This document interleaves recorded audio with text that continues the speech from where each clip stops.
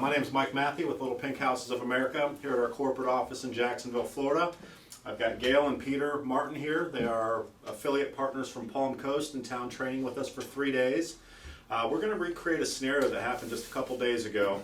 Peter was in town here and we had an appointment with the seller to go out and get a contract, which is in our world kind of where the rubber meets the road. So during our training there's different facets of it, but if we can't get houses under contract, really the rest of that's going to be a moot point. So we're going to do a dramatization of that appointment. I'm going to go through what I said, answer some of the objections that Peter will be able to recall, how to overcome those objections, really how to work the room and set the stage to get a contract. I've been doing this quite a while, so I've gotten to the point now where if I do have an appointment, I can typically come home with contract 8 or 9 out of 10 times. Our goal through our training is to get you to that point. So first thing I really want to make mention of is my success rate in getting contracts starts on the phone. So obviously the better you get on the phone, the more qualifications that you can get on that particular seller before you go out there and see them. It's going to increase your odds of actually getting a contract when you get out there. So I take a long time on that initial phone call. I want to make sure that I'm presenting the program in its entirety. No stone left unturned. Give them the good, the bad, the ugly. Vet out as many objections that I can over the phone there. That way when I go out, it's really just kind of giving them a level of comfort with me, answer any additional objections that they have at that point. But my entire focus and goal and our benchmark for success is walking away with the contract. I'm coming out there to do business. I let them know that up front and throughout that conversation, and I make it tough for them to get me out of the house with that one. So first thing that I do when I get in the house, and I learned this the hard way, is you really want to control that first 5 or 10 minutes. So rather than ask them for a tour of the home, I'm going to ask them if it's okay if I give myself the nickel or the dime tour. I've learned the hard way that if you rely on them to give you that tour, you can spend half hour, 45 minutes, talking about crown molding. And the reality is I'm just out there to make sure that there's not major foundational issues, major issues with the home that I would think that would lend itself to making it not marketable or desirable to some of our buyers in our network. So give myself kind of the quick tour. Circle back to them after the fact. If I did see anything that was concerning, I want to address that up front. Leaks in the ceiling, for example, would indicate a potential roof issue. Cracks along the walls at the foundation there would possibly indicate a foundation issue. So those are things I want to address up front. Is there any reason for me to be concerned with any of those variables involved with the house? At that point, I'm going to circle back to them, whether you want to do it at the kitchen table or standing up like Peter and I did it the other day. It was a vacant home, so a handful of the homes are probably 50-50 are going to be vacant. You're not going to have that kitchen table meeting and just be comfortable standing up. But I want to immediately circle back to our recap email and the phone call that we have. So what's important along the way is that we're continually reinforcing what we do, why we do it. So that starts with the initial phone call, whether you've got a lead generator or you're doing it yourself. Setting the stage for that, what the qualifying question is as far as what our platform is and why it could be a benefit to the sellers. Then we're going into the follow-up script, which is the lengthy script, can take 15, 20, 25 minutes at that time, really diving in deeply on how our program works. Then we're sending an email out that is reinforcing those first 2 phone calls, and then the actual house call itself, we're out there to get the contract. All we're doing is repeating what we've already told them. We are reinforcing it. That consistency it really lends credibility to what we do. So they're not gonna hear, and you're not gonna say anything at that house call that they haven't already heard or that you haven't already told them. It's all about consistent and reinforcing how our program works. So Mr. and Mrs. Martin, I know that we've talked a couple times over the phone. I sent you a recap email on how our program works. Do you have any specific questions, or do you want me to kind of go into detail about how our program works, why I think it would be a beneficial way for you guys to sell your home? Well, one thing I was a little upset because we had called before like that. We were supposed to meet somebody out here and they never showed up. Yeah, absolutely. And let me own that. I'm one of the partners at the firm, so I know that there was a miscommunication with that appointment last week. We're certainly not out to waste anyone's time. We certainly don't want to waste ours as well. So apologize for that. It was a miscommunication. It was a 7 p.m. meeting during the week, and it was frankly, it was about a 30 or 40-minute drive for our staff to go out there. I made that call. They called me in advance and asked if they should go out there. I indicated to them that that's probably not a trip that I would make, and certainly didn't expect that from them. So let me own that, apologize. I appreciate you guys meeting me out here today. Okay. Yeah, one thing, we still have a realtor on there, and as you saw the sign on the front there, we're really unhappy with them. I mean, they ended up putting some wrong description. They put it off into some other subdivision and so on and so forth, and so we're really unhappy about that part. We still have to take care of them. We still have to fire them, essentially. They haven't been returning our calls. Sure. And another thing is too, when you show the house like that, we've had these people, these realtors leave the sprinkler system on. We've had huge water bills from our neighbors. Yeah. I mean, it just, I'm really tired of it. Yeah, I can understand that. A lot of times when we get to this point, of course, some of the folks that we work with have been trying to sell on their own. A certain percentage of them have had their home listed like you guys, and obviously I'm out here today because for one reason or another they haven't been able to perform. So without knowing the realtor specifically, I don't want to throw them under the bus.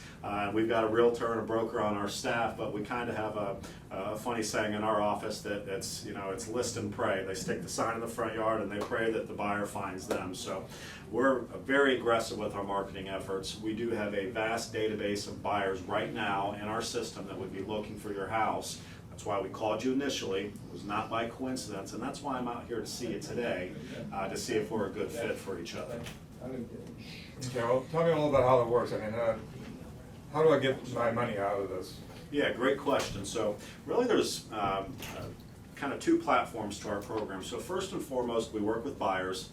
Good folks, good stable income, but just due to tough banking restrictions, they can't walk into a bank and qualify today. You probably know people like that. Doesn't mean they're bad folks. We're dealing in premium or executive level residential real estate, so it's more of a well-heeled buyer. What we do is we run each buyer through a third party that specializes, it's a national lender based out of Dallas, Texas. They specialize in mortgage readiness. They're going to take our buyers through underwriting the same way a Wells Fargo or a Bank of America would, with the full understanding that they're most likely not going to qualify today, and that's why they're working with us. Our due diligence or screening process is really paramount to the success of our program. So they're going to look at total debt. They're going to calculate debt to income ratio. We're going to look at 2 to 3 years worth of tax returns. We're going to do background checks on them. We're going to pull their credit, find their mid score. They're going to let us know why they can't walk into a bank today. Common reasons could be a credit issue, not always credit. Could be a life circumstance, could be a divorce. They could be self-employed and simply need to verify income for an additional period of time. In fact, I've been talking with a friend. He's interested in this house, actually, like that, and he might be in that situation, matter of fact. Yeah, love to work with him. If you've got a buyer already ready to go on this house, then that just makes my job a little bit easier. So if you want to turn him on to me, my qualifications are going to be the same for him. I know it sounds like he's a friend of yours, but we're going to take him through our screening process the same way Joe off the street would be handled. Additionally, we want to know that time frame. So without knowing his backstory, we want to vet him out. The most important part about our screening process is that every single agreement is a buying agreement from day one, and it is tailor-made specifically around that buyer's ability to get a mortgage in place. We don't pull some arbitrary number out of the air. We certainly don't give them a forever term. The key distinction with our program versus some other non-traditional lease options or lease purchases out there is they'll give them a 3-year term or a 5-year term. What we've found is that the longer you give someone, the more likely something is going to go wrong in their life. So know that doesn't sound great, but that's the reality that we live in. So The second important factor that comes out is what that time frame is that they need to get financing in place, and we're going to simply wrap the lease purchase agreement around that. Don't give them any less time than they need, but we also want to incentivize them to get their financing as soon as possible, and of course cash you out, so we don't give them any more time than they need either. Does that make sense to you? Makes sense so far, yeah. Okay. Any questions about any of that, Gail? So you're saying that we give them how much time? Do we have a specific time that they're given? I would tell you that 90% of our buyers are going to fall within a 6 to 12, potentially 18-month window. So we're not talking about a terribly long period of time for them to get cashed out. But as it stands today, without knowing exactly who the buyer is and what their backstory is, I couldn't give you a definitive time frame. I will tell you when I have a formal offer ready to present to you, you're going to go in eyes wide open and you're going to know exactly how much time they need. It is predetermined and they're going to get that amount of time, no more, no less. And of course, you've got full approval rights. If it's too long of a term, you simply reject the offer, but you'll know what that time frame is when I present an offer to you. That sounds good. It makes me feel a little more comfortable. You know, we don't want to do this for, 2 years. Yeah. We don't have to, but, we do want to find somebody that actually will come in and actually buy the house from us. No, absolutely, and I understand you guys are free and clear on the home, correct? Yes. So yeah. minus some taxes and insurance along the way, you guys are really an ideal candidate for this program. At the end of the day, the benefits here are simply economic benefits. So people will ask us, well, why would someone sell this way? At the end of the day, it boils down to dollars and cents. So minus some taxes and insurance each month, those monthly payments are not credited in almost every case off the sale price. So at that point, you guys have a performing asset and you're making good, solid, positive cash flow each and every month, and they're still having to get financing for the full amount. So you're asking as far as getting cashed out of the house. Of course, we want it to be as soon as possible, and so do you. However, the flip side of that coin is the longer you're willing to wait, the more money you ultimately make because you're getting the aggregate of those monthly payments above and beyond the sale price. Does that make sense to you? Yes, it does. Okay, so all that we're looking for, and the nature of me being here today, of course, I wanted to introduce myself to you, have you guys meet me. This is going to be a relationship, albeit not a super long one, of course, at least we hope not. We want to perform quickly. Our typical sales cycle is only going to be about 45 to 60 days. Of course, needed to have a look at the condition of the home here, but all we're looking for is the opportunity to take your house out to our market. We've obviously had it as a traditional listing. You've probably had some price drops along the way. That's not what our program advocates. In fact, we want you to make as much money on the sale of the home as possible. We can typically get you a full price offer or very close to it. Our buyers are well aware that they're not in a position of leverage, so there's very little haggling on the front end. The fact that I'm here already indicates I probably have some buyers that would have an interest in the home. However, we are going to market aggressively to bring more folks into the fold. Peter, you look like you had a question. Yeah, I'm wondering about like down payments like that. I mean, what's, we could use some, upfront money like that. Sure, Yeah. sure, and I would tell you that in most cases, we can get the seller's money up front. So how we make our money and how I can get you some money up front is really the same. So we've got our due diligence process, which is really paramount to the success of our program. The other portion of really that front end process that lends to the success is we've got a down payment requirement. So my fee comes out of that obviously, but what I do so it doesn't affect your bottom line is I actually mark the house up to reflect my fee. That way the buyer's getting full credit for it, but it's not affecting your receivable. So you're selling the house right now for $249,900. If we agree at that price, I'll take it out at a minimum of $259,900 to my demographic of buyers. That way they'll get that off the sale price. Again, does not affect your bottom line. However, we typically require a minimum of 5 to 10% of the asking price down. You need some money up front to feel comfortable, and I don't blame you. If I had a $200,000, $300,000, $400,000 house that I was selling this way, and trust me, I have, I want some money up front too. You want that peace of mind. I would tell you this, when I've identified the buyer, I know what they're working with, you know what my fee is. Anything that I can get above and beyond that would be money that you guys would receive up front. That will be presented to you with a formal offer. Is that fair enough? So you're telling me I don't have to pay anything? Well, actually you do. So your only fee, your skin in the game to us is that you concede that first month's payment. So based on the price point of the house, I think I can probably get somewhere around $1,600 a month. you're going to concede that first month's payment to me. All subsequent payments are going to be made directly to you in the form of a direct deposit. We actually use a third-party escrow service that will debit the buyer's account at the end of every month and deposit it into yours on the first of every month, so there's no collection responsibility for you. That is your only quote-unquote fee to me. It's not coming out of your pocket per se, but you're conceding that first month from the buyer. So we get that, we get the $10,000 fee. Any money above and beyond that would be money you would receive up front. Let me make a couple other points here for you that are very important in our program. First and foremost is title is not transferred until you've been paid in full. So you guys are never losing control over your asset. Secondly, like I said, no collection responsibility for you.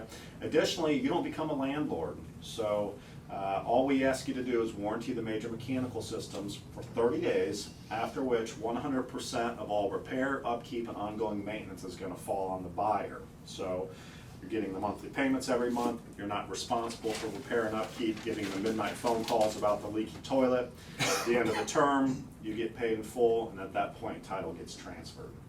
Does that make sense? It does. Okay. I did have a question Sure. on like a homeowner's warranty. Is that something you might think about? Yeah, so you guys are going to keep your homeowner's insurance in place. You will save a little bit of money because you're going to switch that to a landlording policy. So you'll only be covering the structure at that point. The buyer is going to get a tenant's policy, so that will cover liability and obviously all of their contents. As far as the home warranty, I certainly wouldn't argue against that. If you guys want that peace of mind knowing that there's just going to be a small deductible if and when something does go wrong with the house, certainly would encourage you to do that. You can pick those up $300, $400, $500. I'm sure that the buyer would most likely agree to pay those deductibles along the way, but if that helps you sleep better at night, I certainly wouldn't argue against that. Yeah.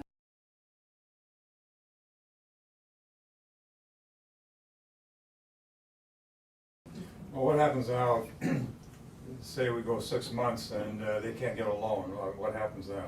Great question. So we're huge fans of what we call a good faith extension. So typically, we'll build in somewhere between 90 and 180 days on top of that term in case something goes wrong in their life or they actually go to get financing and get turned down for it. Of course, your intent is to sell the house, and a little bit longer term, of course, is just going to make you more money. In order to trigger that, they actually have to provide us with a letter of declination from the bank saying, I tried to get a mortgage, I was turned down, these were the reasons why. I need to ask for that good faith extension. At that point, that does kick in.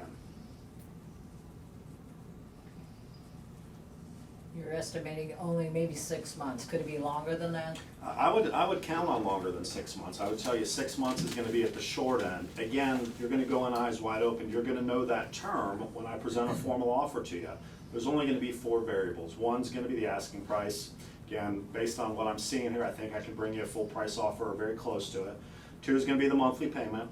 3 is going to be the term or the length of time to get financing. And 4 is going to be the down payment amount. Based on that deal as a whole, you guys decide whether it's something you want to move forward with. And I'd like to see maybe the paperwork and have our attorney take a look at it and before we ready to sign. But it sounds pretty interesting. Yeah, and I'd love to walk you through. We just call it our simple marketing documents to move forward. Certainly don't want to discourage you from showing it to an attorney. They're very basic. I can walk you through them right here. Assuming that we can kind of come to terms on those, we'll go ahead and get those executed today. Feel free to run them through your attorney. I'll show you a clause that if something goes a different direction or you have a change of mind, it's an easy out for you. We make it really easy for you to do business with us. But if something changes in your world or you want to go a different direction or you change your mind, we make it very easy for you to not do business with us as well. So let me go ahead and open these up here for you. I'll walk you through them and show you the terms. So we've got 3 very basic documents. They're one-sided. I'm sure you've seen 12, 15-page contracts before. We learned the hard way. That's not how to kick off a relationship. So first and foremost, this is what's called our letter of intent. So you're at $250,000. Of course, we're going to mark that up to reflect our fee, but that's the agreement that you and I have right there. The monthly payments of $1,600 will begin 1 month after we've placed the purchaser, because again, your only fee to me is conceding that first month's payment. Just want to make that very clear again. This bottom paragraph right there, I'll put brackets around that. All that's doing is reiterating the fact that you are agreeing to warranty the major mechanical systems for 30 days, After that, 100% of all repair, upkeep, ongoing maintenance is gonna fall on the buyer. And then right there, the last sentence, our primary payment will come from the tenant purchaser, which is gonna be that minimum of $10,000 fee. We're very transparent, we are a for-profit business, we wanna make sure that we've got that in writing so you guys know full well how we get paid. Any questions about that? That's all there is to it? That's it. That's that, and then we've got this right here, and this is kind of a protective measure for you. This is what's called our agreement for deed. Of course, there's your address right there. What this document is saying is that upon payment in full, because again, you guys retain title until you've been completely cashed out, but upon payment in full of the asking price or purchase price of the home, you're agreeing to transfer title. That's all this is saying right there. Initial payment, that's gonna be the down payment amount that comes to you guys prior to the buyer moving in. We put TBD there, to be determined. I don't know what that amount is. When I present a formal offer, obviously that will be a known variable. And then your monthly payment of $1,600. And then this is what's gonna give you the additional peace of mind. I came out here to do business today, guys. I'd like to execute this document. I'd like to get moving forward with our marketing. It does take a couple days to get up and running. If you guys want to run these documents after the fact by your attorney, feel free to.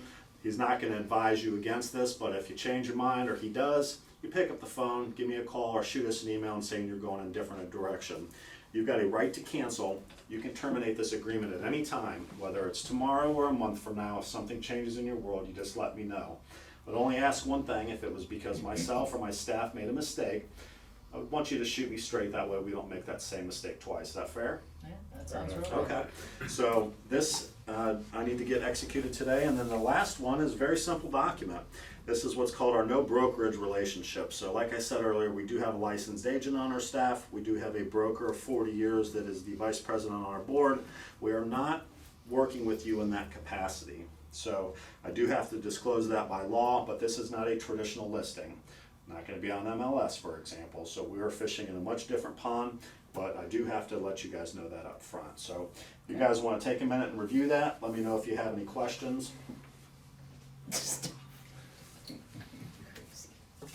Okay. Now, what's gonna be our final cost once the house is, they are, ready to pay full price for it? Are there any additional costs that are gonna? You're going to have customary closing costs at that point. So an additional benefit of selling this way is almost every, and I don't remember the last time I saw a buyer's offer not accompanied by a request for the seller to contribute to their closing costs, typically 3.5%. Since there's not upfront closing costs, and those closing costs will only happen at the time of financing, you're going to be covering yours. You'll be 1.5%. Of course, title insurance, transfer, things of that nature. They've got the lion's share of the closing costs at that point. Now, I can't promise you that they're not going to make that same request of you, but at that point, the leverage is much different. They've already got financial skin in the game. They're not going to walk away from $15,000, $20,000, $25,000 because you won't contribute to their closing costs. They've already been living there. Kids are going to school there. So, long answer to a short question, most likely just customary closing costs. So, Okay. yeah. That's what we had to do last our house, yeah. Yeah, exactly. Okay, Okay. sounds real good. Okay, well, the next step then would be for me to take these documents back. Of course, I'll scan them, send them over to you guys. Feel free to run them through your attorney, but at least that way you've got a copy for your records. I'd like to have one of our photographers come out here, take some pictures of the house. Need to talk to you about showing instructions. Obviously, the house is vacant at this point, so we like those. Can typically be a quick close. We can get in and show it. We'll always give you 24 hours notice every chance we can to make sure that it's okay for us to show it. We'll give you feedback after the showing. We'll give you the good, the bad, the ugly. Keep in mind, guys, we've got a common interest here in selling the home. If I'm getting feedback about the price, for example, anything condition-wise about the home, which I don't foresee that happening, I'm going to share that with you. And I want it to be a two-way street as well. If you guys are seeing things or there's some advice that you think you can give myself and my team to help us accomplish our goal, feel free to share that as well. So unless you guys have any additional questions, I'm going to get out of your way here. I appreciate the confidence. I think our team's going to do a phenomenal job and bring you guys the deal you're looking for. Well, thank you so much, Mike. Thank So you. we'll hope that happens.